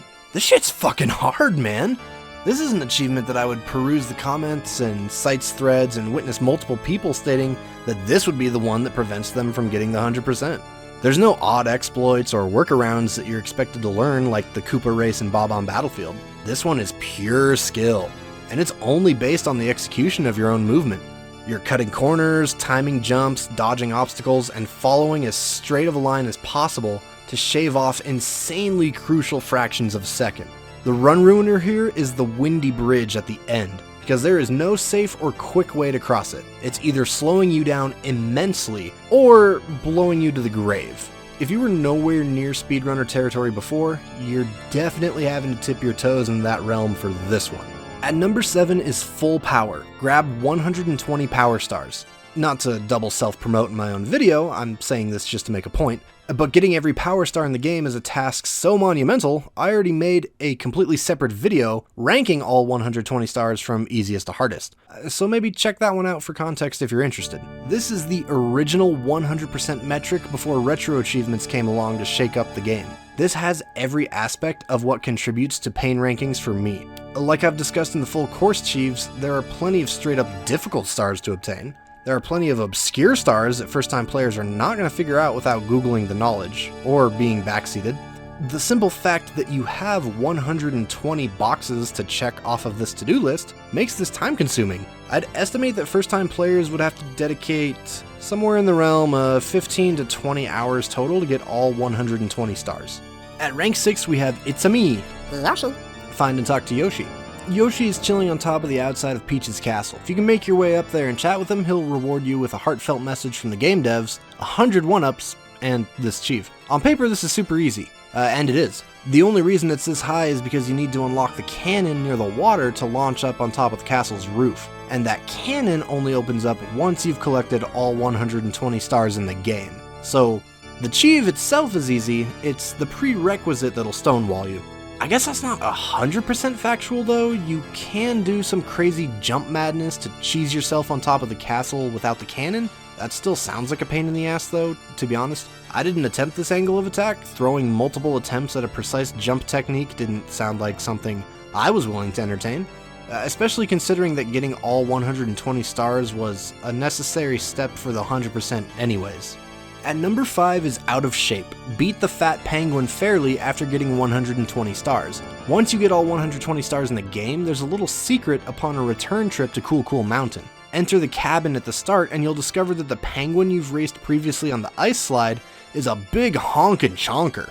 Beat him in another race fairly, meaning no shortcuts, to get this achieve. Now you would think that challenging someone to a rematch in a race after they've tripled their body weight would be one hell of a scale tip in your favor. However, when you're neck and neck with this penguin on a slide with no side rails, that extra real estate he takes up can prove to be a hazard. This is marginally more difficult than the original version of this race, but really the only reason it gets up this high on the list is because of the 120 star requirement. At rank number 4, we have the power of all 120 stars. Beat Bowser in the sky after getting all 120 power stars. Pretty much the same story as the Fat Penguin race, except now you're returning to the climactic finale of the game. Again, at the risk of sounding like a broken record here, the 120 stars is what secures this placement. Although running through the sky level and tackling the epic showdown against Bowser again is fairly more taxing than a penguin race. At number 3 is Lifesaver Outside. Collect 7 extra lives in outside the castle without leaving. You might be thinking that the ultimate cop-out is to speak to Yoshi and get the 101-up bonus. That'll in fact not net you this achievement, and fun fact, actually prevent you from getting it. I'm a little late into this list to mention it, but Mario's 1-up capacity maxes out at 100, so you need to make sure you have the necessary room for the 1-ups on any given Lifesaver achieve, or they won't unlock. That being said, for this outside 1-up-a-thon, you do need the 3 1-ups hanging out near Yoshi on top of the castle, which means all 120 stars are required to get up there. That would normally be enough to warrant a top 10 placement, but let's sprinkle on a little more pain like push pins on a fucking ice cream. Yeah!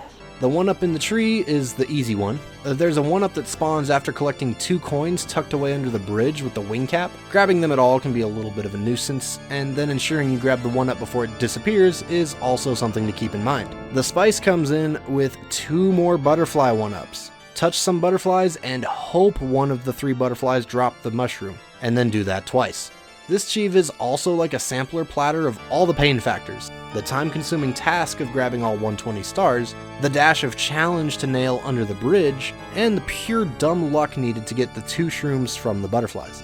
At rank number 2, we have Jump Onto the Stone Cliff. Collect the star Blast to the Stone Pillar in Jolly Roger Bay without using the cannon. These top 2 achieves are now entering a new territory of hellish pain. The last 112 achieves I've discussed here today, no matter how painful, no matter how much I've criticized, vented, or bitched about them, I knew without a doubt in my mind I would get them eventually after enough attempts. These final 2, though, I couldn't say for certain if unlocking them was a reality. The cannon is such a crucial element to this star that taking it away makes for a serious undertaking. There are 2 methods of going about this. The first involves doing this rapid jump kick technique up the side of a stalagmite until you're high enough to grab onto it like a pole, and then jumping over. Now, I'm sure this is a viable method for a lot of people, and from what I could gather, this was something feasible in the original N64 version, I think. But when I was looking up solutions for this achieve, many people had mentioned strategies involving changing the button bindings on their controller, such as changing the A button to the control stick so that you can simply lean in that direction and trick the game into thinking that you're rapidly mashing the A button to gain traction.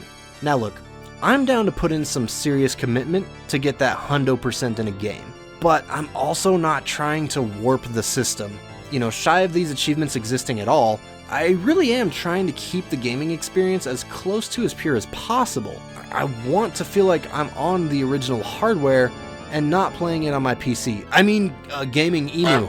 So on to method number 2, which involves getting onto the pirate ship and performing a double long jump right off the railing of the ship, hitting the cave wall at a sweet spot and timing a wall jump at a sweet angle to grab the ledge with the star. Between trying to execute a long jump off this tiny ass railing, the boat's constant rocking in the waters to screw with my jumps, and the utter accuracy and timing needed to hit those sweet spots, this racked up a shit ton of attempts from me. I spent an hour straight, almost exactly an hour to the second, actually, of repeating attempts at this. I honestly gotta say that's probably lucky on my end, because I could have easily seen more time sinking into this. I think the only benefit was that there was a learning process to be had, right? If I missed the ship railing, I knew my position on the boat needed to be adjusted. If I launched off the railing and smashed my schnoz into the stone wall, I knew I was mistiming my wall jump inputs. If I nailed the rail, got a wall jump, but went flying into the water instead of towards the star, I knew my angle was off and I had to aim for a different spot on the wall. Now don't get me wrong, dear lord, this shit sucked so hard, and I never want to do this again. But at least there was gradual progress. I was able to eventually hone down the formula to success. And finally, the pinnacle of pain for Super Mario 64 achievements. The gold medal, #1 placement on this list, goes to Submarine Jump for red coins. Collect the star pole jumping for red coins in Dire Docks before the submarine moves away.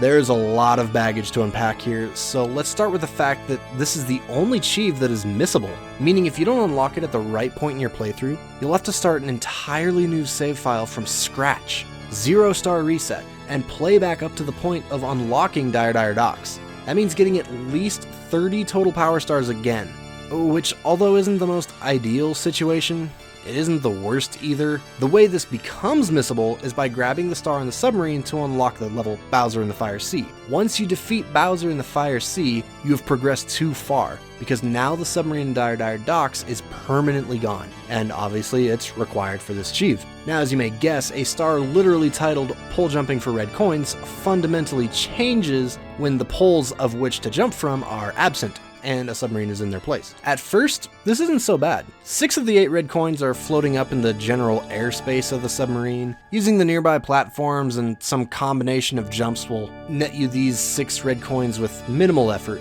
albeit falling into the water after each coin and having to swim and platform back onto the sub is annoying. Red coin number 7 was actually pretty interesting. It's behind this red gate, blocking you from a straight-on jump into it, but with a well-placed double jump into a wall jump off of this thin side of an adjacent red gate, then finishing with a dive for extra good measure, this coin is in my pocket. If things stopped here, I'd call this a rather enjoyable and fair challenge, probably somewhere in the middle of this list. But now, let's talk about the final red coin. The one thing that caused my unparalleled torture in this achievement journey. It's comfortably tucked away on this corner platform, surrounded on 3 sides by red gates. The absolute nanoscopic precision needed to execute a perfect jump and gain enough distance and height to make it to this coin. It's maddening on a psychotic level. Even after witnessing 3 different methods of obtaining this from the internet, I was no more comfortable obtaining this than I would be spreading eagle ass naked on the Antarctic flats.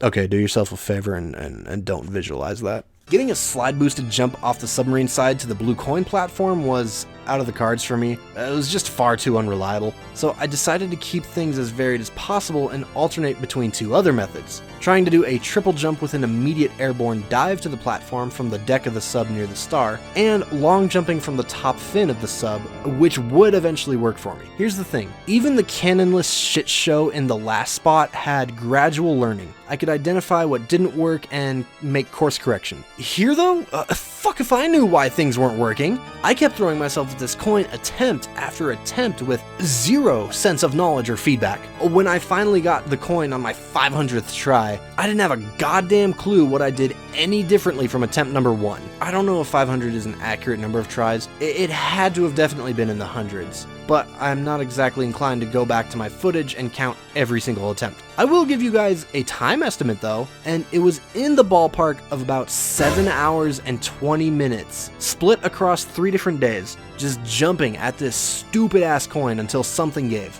Endless tedium swimming back and forth on failed attempts over and over. And I guess my emu wasn't too fond of this level either, because the amount of slowdown that just hit for existing in the same room as the submarine was unbearable.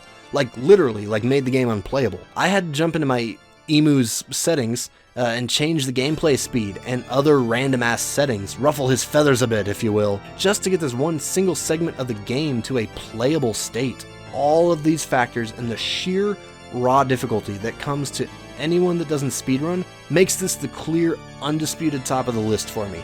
The last thing to do here is place it on my tier list of completion pain in comparison to previous games I've completed on this channel, so jump to me doing that in real time. Alright, so here I am. This is where we left off with from least painful to most painful on games I did videos previously ranking achievements for and trophies. We got, Call of Duty Modern Warfare, then above that Rage, above that Borderlands, then Uncharted Drake's Fortune, and at the top is Microsoft Solitaire Collection. Now, It's gonna feel weird. I know I'm putting Super Mario 64 here, and it doesn't officially have achievements, but it's, you know, as close to official as I guess I will consider. You know, let's put it in the. It's obviously gonna be above these three, right? Borderlands, Rage, Call of Duty, easy. Uncharted Drake's Fortune. So the most difficult thing I remember from Uncharted Drake's Fortune's trophies was beating the game on brutal difficulty, which was insanely difficult. Don't get me wrong, that took me a long time. That was a very difficult trophy. But the thing is, I made progress, right? There's that gradual progress again, like I'm talking about. The speedrunner shit, the submarine jumping in Super Mario 64, there was no gradual progress on that. It was just throwing myself aimlessly until success finally struck. Uncharted Drake's Fortune, you know, every day I'd at least beat a level or two. Every day was progress until I eventually got it. Now, so what I'm gonna do, after a little recoloring, we are going to put Super Mario 64's achievement list. I'm gonna put it above Uncharted Drake's Fortune, but below the Microsoft Collection. Even though the Microsoft Collection wasn't technically difficult, I would say it just, purely speaking of difficulty, Super Mario 64 had it beat, but the time commitment to Microsoft and the calendar-based achievements absolutely take time. A larger chunk of Microsoft's Ultimate Collection's achievements need dedication and effort. Most of Super Mario 64's retro achievements, super easy. I'd say 3/4 of the list, no problem at all. It's only a small handful that are genuine problems. So this is what this list is going to look like, and that's where I rank it. So there we go. Thank you guys so much for watching. If you watched through to the end, I can't tell you how much I appreciate it. I can definitely tell this one's going to be a beefy video, so I can't wait to get to editing that, but I'm going to go to bed. And thank you guys so much. You know, if you subscribe, if you want to see more, I definitely love that and appreciate you guys for that. And like the video if you liked it, dislike it if you didn't, comment if you got something to say, do what you got to do. Have a good one.